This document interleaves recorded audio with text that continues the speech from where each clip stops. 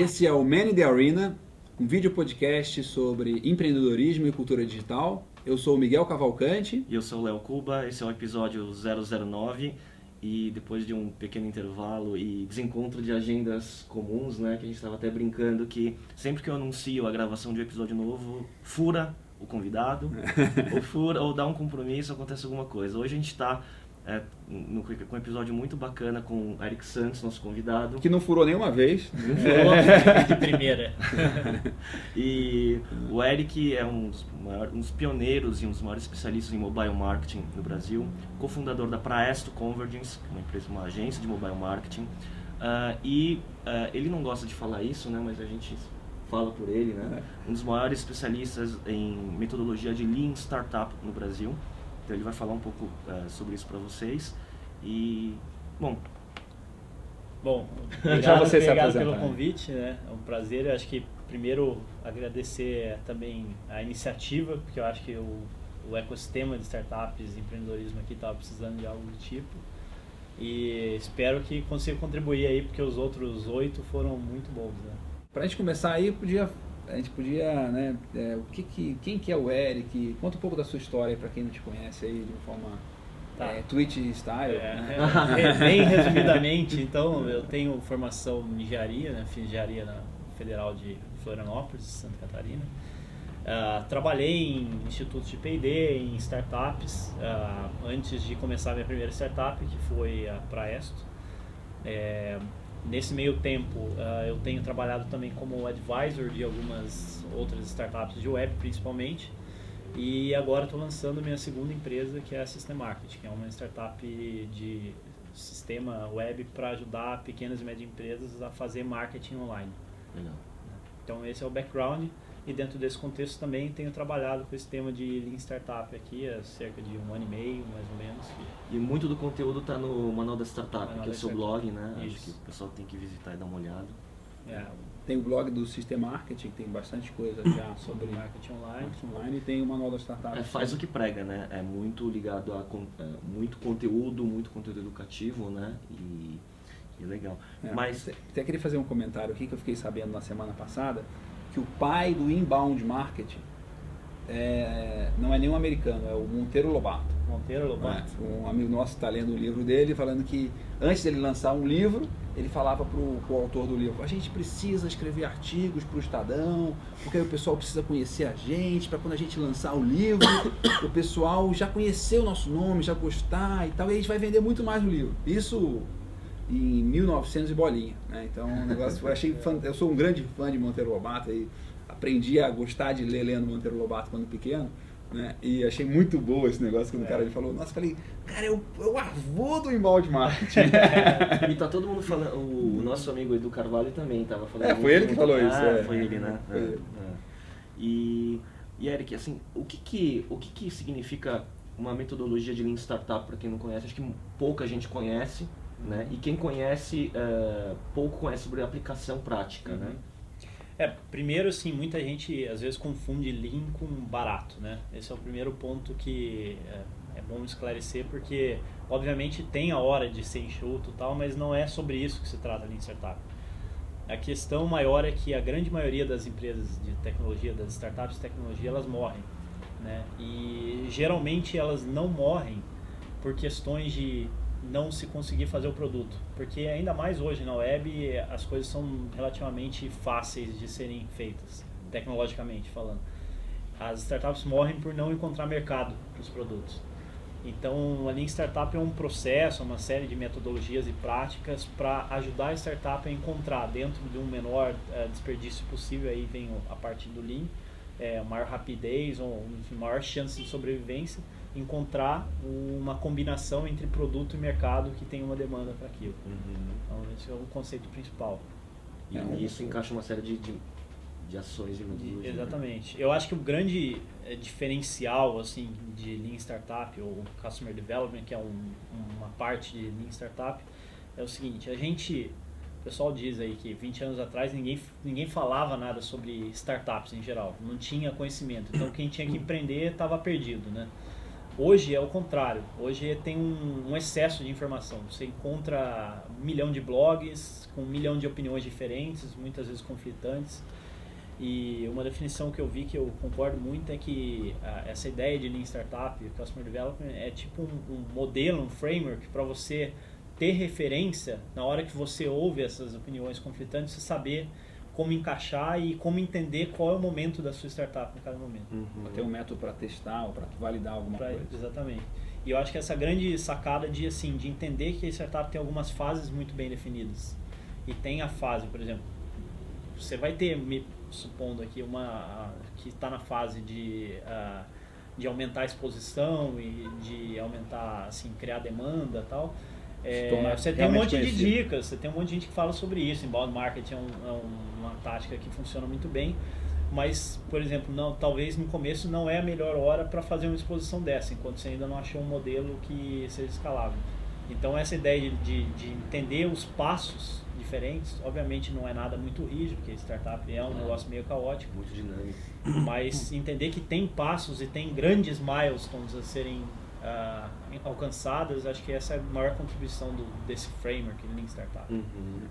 Uma das coisas que eu acho muito legal desse modelo, aí não sei se é o termo melhor, que até queria entender mais, uma das coisas que eles falam é que isso se aplica quando você tem uma realidade que você não conhece nem o problema nem a solução. Como é que traduzir isso de uma forma mais prática? Assim? O que é quando você está nessa situação? Assim, que é um negócio que quando você está montando uma empresa, você fala, não, eu vou fazer esse produto e eu vou vender para tal cara. Já tipo, para tal tipo de cliente, parece que você sabe qual que é o problema e você já também na cabeça do fundador tem lá, né, o que você vai construir, que vai ser a solução. Mas na hora que você vai para o mercado, muitas vezes você tem que mudar de direção em função do feedback do mercado que mostra que não é bem aquilo que a tua visão originalmente mostrou, né?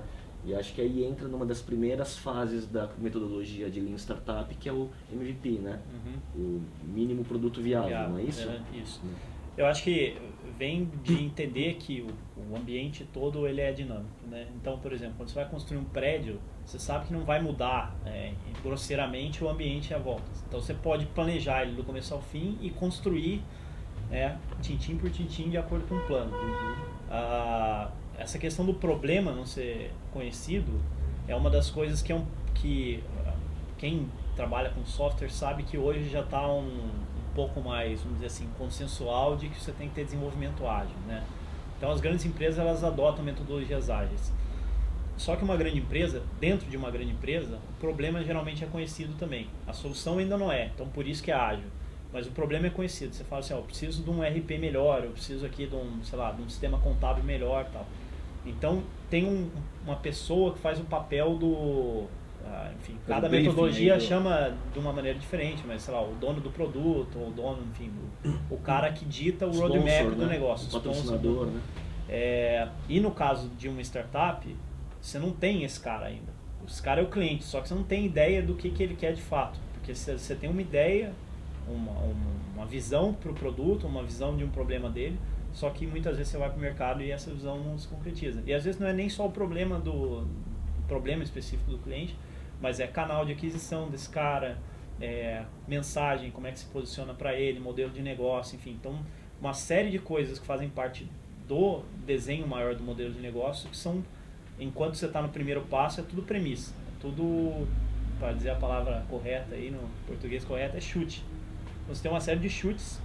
E a ideia de Lean Startup é você ir provando esses chutes dentro de uma ordem relativamente cronológica aí. E tem muito esse negócio de testar, né? De você validar as coisas de uma forma como se estivesse fazendo experimentos para validar se esse chute ele é verdadeiro ou não, né?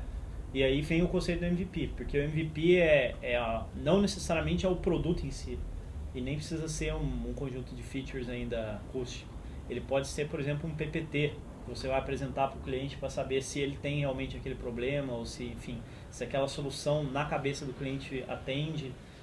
Pode ser uma página na web que você vai colher interesse sobre o negócio. Estou vendendo tal coisa, clique aqui para comprar, e o negócio nem existe depois daquela página, mas você coloca, você já consegue de alguma forma medir o interesse. Já mede taxa de clique. Né? Aí você, por exemplo, testar posicionamento, você pode fazer um teste AB para saber com posicionamentos bem diferentes e ver qual é o posicionamento que tem uma reação muito melhor de conversão, enfim. Depende do tipo de objetivo que você está querendo com o experimento, né? E aí esse MVP pode tomar diversas formas. E quanto menor a empresa ou menos conhecida for a empresa, mais liberdade ela tem que fazer isso, né? Tipo, se tem uma empresa já estruturada, não sei o que, você não pode lançar, tipo, né? Tipo, por exemplo, eu não posso fazer isso, né? Tipo, AgriPoint lança um novo produto, aí entra lá, cara, não tem o produto, né? Em termos, porque, por exemplo, obviamente você não pode jogar Prometer para todo negócio mundo, né?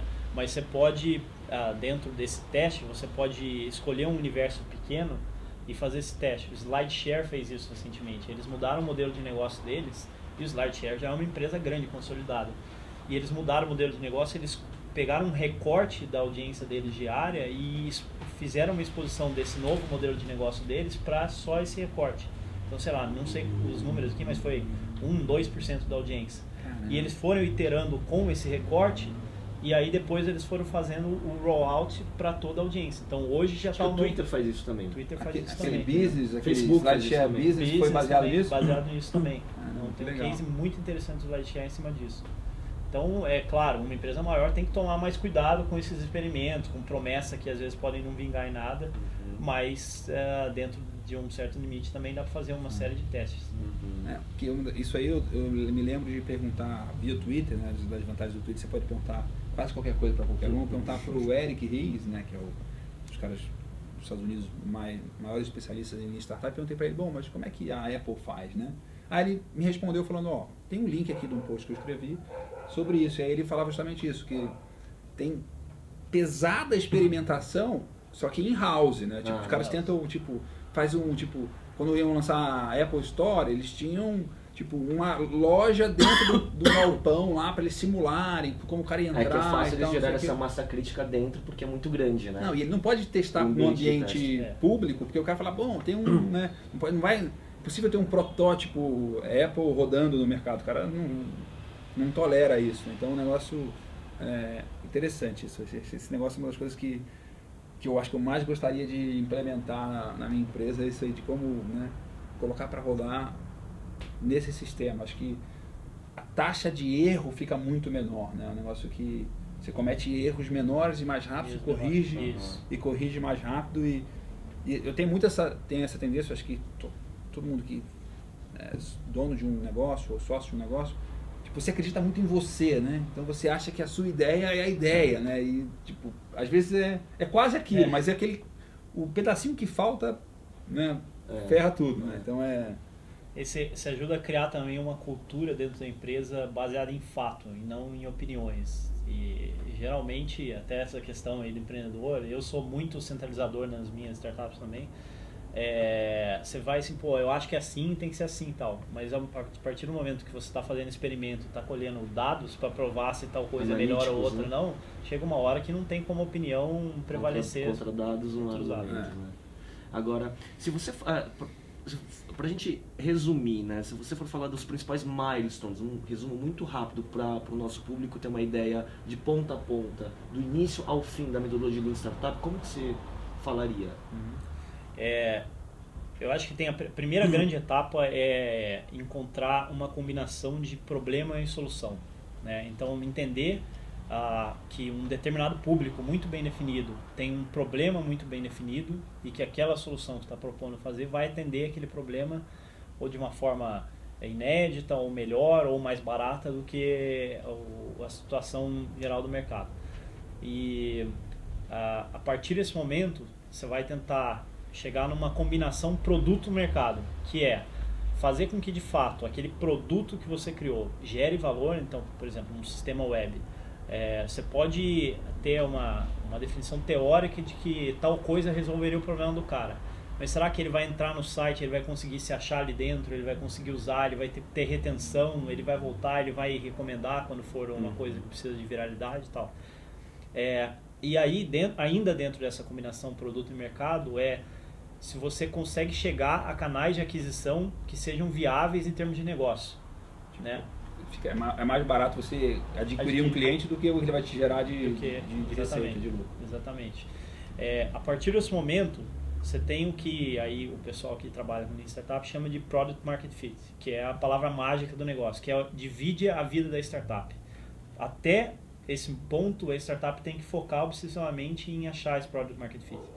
A partir daí, alguns caras recomendam que você faça uma otimização do seu funil de vendas, e tem uma série de razões para isso. A primeira delas é que você consegue garantir que tem um retorno melhor sobre esses canais que você encontrou, e que, enfim, consiga implementar um modelo de negócio melhor, consiga ter uma coisa mais escalável. E a partir de otimização, aí crescer, tocar o pau no crescimento. E aí, geralmente é nessa hora que você busca assessoria de imprensa, que você busca comprar canais de aquisição, enfim. Você porque busca o funil gastar. está montado e o produto já está provado, que o Product Market Fit nada mais é do que o ajuste do produto com o mercado, né, se for traduzir, né? Quer dizer, você encontrou. Exatamente. É um negócio que o mercado quer comprar. Você já sabe que o mercado quer comprar, que a conta fecha. Né? E se você otimizar, você vai ter mais lucro ainda, e aí você pode, depois que você descobriu essa maneira, eu visto e tenho mais de um de retorno nesse sistema aqui, aí você pode derramar o que for de dinheiro ali em cima que está valendo. E a importância da otimização, ela tem essa questão de, por exemplo, canais que você às vezes não conseguiria usar para adquirir o cara, dependendo da otimização, você consegue usar. Né? O break-even você muda, né? Porque é relativamente fácil você ter otimização assim, de 100%, 200% num funil. Quando você está muito baixo. Tem muita fricção no funil no começo. Tem muitas etapas, né? No começo. No começo, Não tô falando da primeira mexida no funil, para você ter assim, no final 200%, não é muito difícil. Tá, tipo passar de 1 para 2%. Por exemplo, de uma taxa de conversão geral. E 1 para 2% significa que você, no mínimo, pode gastar o dobro do que você está gastando para cada canal. Isso faz uma diferença muito grande. Poderia pagar o dobro do que o seu concorrente no Google, por exemplo, e ainda ter lucro. De uma forma bem simplista seria isso. E aí vem essa questão de concorrente, que é o outro motivo de ser otimizado de crescer, que é, se você tem um funil muito liso, que você tem uma conversão muito fácil ali dentro, e que você, enfim, tem várias formas para fazer essa otimização ali, você consegue bloquear canais de aquisição de entrada de novos concorrentes. Porque o cara vai olhar aquele mercado e vai falar assim, pô, para eu adquirir o cara aqui eu tenho que pagar, sei lá, X reais, para mim a conta nunca vai fechar. Então não faz sentido entrar nesse mercado. Porque se você tiver concorrentes inteligentes, né? Porque concorrência burra é a pior coisa que tem no mercado, né? Isso acontece às vezes. Mas é que aqui no Brasil a gente não tem muito problema, que não tem muito dinheiro sobrando, né? Nos Estados Unidos os caras queimam à vontade, assim, né? Enfim, também tem essa febre dos clubes de compras aí, que tá rolando um fenômeno parecido. Legal. Agora, o que você vê hoje, porque falando de mercado de startups no Brasil, né? De alguns anos para cá, ou de pouco tempo para cá, a gente vê esse crescimento desse ecossistema, né? Então, muitas startups, a formação do mercado de investimento. Tem se falado mais sobre falado isso. Muito mais, angel investors, então o mercado de venture capital também crescendo, né? Só que por outro lado, a gente tem um mercado muito não maduro ainda, né? E muita gente olha para o TechCrunch, e olha para as startups de Silicon Valley e olha para o mercado de venture capital de lá e acha que vai acontecer aqui da mesma forma, né? E muitos empreendedores de primeira viagem quebram a cabeça por causa disso, né? Como que você vê todo esse movimento acontecendo no Brasil? Quanto tempo você acha que vai levar? Quais são as iniciativas bacanas que estão acontecendo por aqui? Eu concordo que mudou muito nos últimos 2 anos, não tinha praticamente nada sendo falado e feito abertamente. Hoje tem uma série de iniciativas, aí tem, por exemplo, as iniciativas da aceleradora, tem os 2 sites, o Startup e o Read Write Web, que falam muito de startups, tem uns encontros, né, os Startup Meetups, que estão acontecendo no Brasil, tem encontros regionais, a gente promove em Floripa, tem encontro aqui em São Paulo, por exemplo, ontem teve o Silicon Valley em Brasil. Então isso é muito bacana de ver, mas ele traz também esse ponto que você falou de uma certa ilusão na cabeça do pessoal que é mais inexperiente, né? Parece ter um negócio assim que... Tem uma glamorização. Não, eu acho que a melhor maneira de você copiar é você se inspirar e tentar trazer o que aplica. Quando você tenta xerocar o negócio e copiar, e trazer igualzinho, e você não respeita a realidade, tipo... Não funciona, né? Eu não entendo muito disso, dessa área, mas a impressão que eu tenho é isso, que tenta trazer o negócio exatamente aqui. Que até o que? Histórias de multinacionais trazendo produtos para outros mercados e quebrando a cabeça, né? Tem piadas até corporativas disso, uma palestra do Max Gehring, que o cara falava, trazia um produto que chamava Josta, né? Não vendia nada, esses caras reinventaram o produto, agora vai chamar Gerda. Não, e aí o engraçado, quando eu assisti essa palestra no meu evento, um cara de uma grande empresa, amigo meu, estava assistindo junto, ele saiu e falou, cara, é exatamente isso. Na minha empresa tinha a Josta, agora tem a Gerda. Os caras acham que vai resolver. Eu concordo plenamente. O ecossistema é completamente diferente, né? Então aqui a gente não tem um ecossistema de investimento para começar, por mais que ainda os fundos estão começando a dar passo, mas eles estão muito menos propensos a risco. Não tem angel, não tem mentores, não tem muitos cases de sucesso, os empreendedores são mais inexperientes, enfim, uma série de coisas, o mercado é menor. Os próprios investidores não sabem como lidar com isso. Não sabem como lidar com isso também. Então, e aí vem o outro problema, que aí não é exclusivo nosso, lá nos Estados Unidos tem um pouco disso também, apesar que lá tem mais arestas, né, para os caras trabalharem, mas os caras mirarem em empresas como Google e YouTube para empreender. Sabe? Isso aí ou aqui mirar no Buscapé, que é uma exceção. Buscapé, são completamente exceção, né? Então, mesmo nos Estados Unidos, que tem uma cultura toda favorável, é uma em 1 milhão que sai. Um Google, um Facebook que sai, é muito raro. E o empreendedor brasileiro tem que ser muito mais cético. Primeiro porque ele não vai, na minha opinião, ele não vai conseguir competir com um serviço desses de escala mundial, B2C. E outra que aqui a natureza de problema das pessoas, problema das empresas é diferente também nos Estados Unidos. Eu vejo que é muito potencial em cópia mesmo, uma cópia assim no sentido cópia de adaptada, tropicalizada. Cópia adaptada, tropicalizada de soluções muito boas, principalmente B2B, que estão sendo feitas lá nos Estados Unidos, assim, modelos meio que provados já. Você pode... queima muita etapa, né? Não é tão glamuroso fazer isso, mas... Exatamente. Mas o pessoal, rolou uma discussão num post da aceleradora, depois dá para até colocar o link aí, que uma das coisas que a gente estava conversando lá é que para o ecossistema do Brasil melhorar, você precisa rodar a máquina algumas vezes. E eu não vejo problema nenhum em rodar a máquina com uma coisa não tão glamurosa, mas a partir do momento que o cara tiver assim, uma experiência melhor, tiver um investidor também com uma experiência melhor, enfim, um ecossistema todo melhor, você vai poder tentar fazer coisas mais ambiciosas, né? Então, um exemplo clássico é o Fábio Seixas, que fez o Camiseteria, que é uma cópia, uma adaptação do Threadless, mas hoje ele tem certeza que ele teria uma experiência, uma bagagem, enfim, uma série de credibilidade e tal, para fazer uma coisa muito melhor do que tem quando ele começou o Camiseteria. E uma das coisas que eu acho centrais nisso, que eu acho que eu aprendi isso a duras penas, que é o seguinte, a pessoa acha, fala, não, tem o Threadless lá, eu vou xerocar, eu vou fazer aqui, beleza, semana que vem eu estou moendo de ganhar dinheiro. Amigo, botar para rodar, mesmo que seja um modelo, você tem que, você vai aprender muito, vai errar muito, vai demorar, aquele sucesso do dia para noite demora 2 anos para acontecer, e o cara não, tem mas que... mesmo o Fábio não é empreendedor, não era empreendedor de primeira viagem, né? Exatamente. A história dele já vem de outros empreendimentos, de ter com certeza quebrado a cara e agora até, né? Então não é overnight success, né, dele também, né? Então inclusive ele nos deve ele vai ser um participante aí de um dos próximos Man the Arena. Mas eu acho que isso é um negócio interessante, assim, porque tem muita gente que tem aquele negócio, o que vale mais é a ideia. Não é. Né? Cara, isso a ideia é 1 para 100.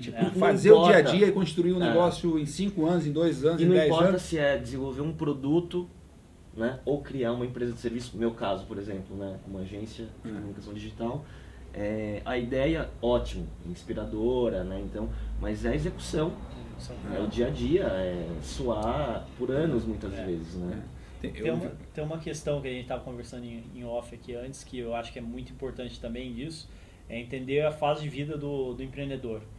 Então, se o cara fizer uma coisa que não vai deixar ele milionário ainda, multimilionário, mas é uma coisa que resolve o problema financeiro dele, a ponto dele, enfim, não ter que se preocupar se vai ter dinheiro para pagar a casa dele e sustentar o filho dele, eu acho que dá um colchão, uma segurança muito maior para ele eventualmente, se ele quiser, tentar fazer uma coisa muito maior, muito mais arriscada. Dar novos saltos. Agora, o cara querer fazer um negócio de $1 bilhão sem ter nada e sem ter experiência e tal, é um risco muito grande que eu acho desnecessário, na maioria das vezes. É desnecessário para ser até complacente. É mirim, né? Na verdade. Agora, uma das coisas que até a gente já meio que conversou via blog, post, comentário, é que até pela minha história, assim, eu acredito muito no negócio bootstrap, né? Tipo, baixo custo, começa a fazer o negócio, né? E aí acaba, uma das coisas que você colocou, acho que num comentário recente que eu guardei isso, assim, isso aí funciona muito bem quando você está desenvolvendo um negócio de serviço, né? Nesse modelo de começa com custo zero, faz um negócio não gasta nada, faz um negócio bem enxuto, leve, né? Tipo, seja o último a apagar a luz, né? O que precisa ter a mais? Vamos dizer, como é que você precisaria, o que você precisaria para adaptar esse modelo que funciona bem para serviço, para coisas que tem, né, overhead muito baixo, que é o modelo de negócio que eu gosto? O que precisa ter? Eu rio porque, se fosse pelo Miguel, a iluminação do Mandarin seria lampião. Lampião e querosene. É um negócio muito bacana. Mas o que precisaria ter para você pegar esse modelo de, né, bootstrapping de baixíssimo custo e aplicar ele com sucesso no modelo de produto? Eu acho que bootstrapping casa muito bem com Lean Startup, né? Apesar de Lean não ter nada a ver com barato, mas bootstrapping casa muito bem porque essas fases iniciais de procura do modelo de negócio você tem que fazer com o menor gasto possível, porque você não sabe quanto tempo você vai ficar ali. Então e se um dia vai conseguir. Você vai conseguir. Então, quanto mais iterações seu dinheiro, sua poupança permitir, maior é a garantia que você vai chegar no Product Market Fit e vai conseguir crescer o negócio. A questão do investimento, eu acho que no caso de produto, ela é um pouco mais... não estou dizendo que é impossível fazer sem investimento, mas ela é uma segurança, se você puder ter acesso a isso, de que, primeiro, que você tem um colchão um pouco maior, você pode experimentar, você não precisa se desesperar em obter receita desde o começo, né? Então esse é o primeiro ponto. E o segundo, na minha cabeça, é proteção contra a entrada de consumidores, de concorrentes. Porque a coisa mais difícil de fazer um startup é achar Product Market Fit. A partir do momento que você achar Product Market Fit, o nego vai vir te copiar. Porque é a coisa mais fácil, a gente cansa de ver na internet. Você já levou a flechada como bandeirante, né? Isso. Então a gente cansa de ver na internet que as empresas que estão começando a ter sucesso, começam a vir os clones dela. E se você O melhor exemplo disso é a compra coletiva. Compra coletiva. Porque tem uma última onda, né? E aí, se você está num mercado bom, assim, não estou falando de coisas muito nichadas, que aí geralmente você não tem nem muita visibilidade, mas se você está num mercado bom, que as pessoas veem que tem potencial, você achou o Product Market Fit, começou a andar, vem um cara que é uma cópia e às vezes com dinheiro, você fica muito vulnerável estando só no second but better, né? O cara já pega todo o aprendizado que você já teve e se dinheiro pode acelerar e ir na sua frente. Mas dito isso, eu acho que ainda tem muitos negócios que dá para crescer bootstrapping, enfim, ou até numa mescla de serviço, produto, enfim. Pelo menos no começo. No começo, né? Eu acho que tem... Aqui no Brasil, eu acho que é o ponto de partida do empreendedor, porque investimento são exceções também, são outliers que conseguem investimento. Sim, sem dúvida. E então, Eric, para quem quiser saber mais, né, sobre a metodologia de Lean Startup, sobre tudo que você estava falando, você tem alguma referência para passar? Bom, esse é um pedido meio recorrente lá no blog, porque às vezes as pessoas novas caem lá e não entendem muito bem o que está acontecendo, até porque não vou me preocupar em explicar todos os conceitos toda vez que for escrever um post novo. Eu separei alguns posts na barra lateral direita do meu blog lá, que são mais conceituais, mas junto com isso também é um pedido lá do pessoal, que eu vou lançar um e-book sobre o assunto, um e-book bem conceitual lá. Então a gente pode deixar o link aí depois e as pessoas que estiverem interessadas deixem um e-mail que vão receber lá em primeira mão a primeira versão do e-book. E o e-book também vai ser um MVP, a gente vai iterar junto aí, vai entender o que ele por si ele é um produto, né? Acho que foi uma ótima lição aí para muita gente que está empreendendo, acho que para ter insights, ideias de coisas dificuldades que passam empreendendo e nunca pararam para pensar em como sistematizar e como você diminuir seus riscos através de uma metodologia, por exemplo, né? Acho que isso eu, por exemplo, indico para todo mundo, as pessoas que eu converso, estão começando um negócio, mas olha, entra numa outra startup e entende aquele negócio ali, entende o conceito, entende a essência, porque aquilo ali, para mim, faz muito sentido, né? Faz muito sentido, acho que pode te ajudar bastante. Muito obrigado, né, pela indicação. Óbvio que nenhuma metodologia vai salvar o mundo, né? Não, então tem muita arte, muita execução, muita capacidade empreendedora ali, mas com certeza ajuda. Eu vejo isso pela série de experiências de fracasso, seja de terceiros ou próprias minhas que eu tive também, e onde se errou, geralmente foi onde a metodologia bate para você tentar minimizar o risco daquilo lá. Então acho que faz todo sentido ter um framework para você entender o processo meio louco que é empreender uma empresa de tecnologia. E mesmo assim é difícil.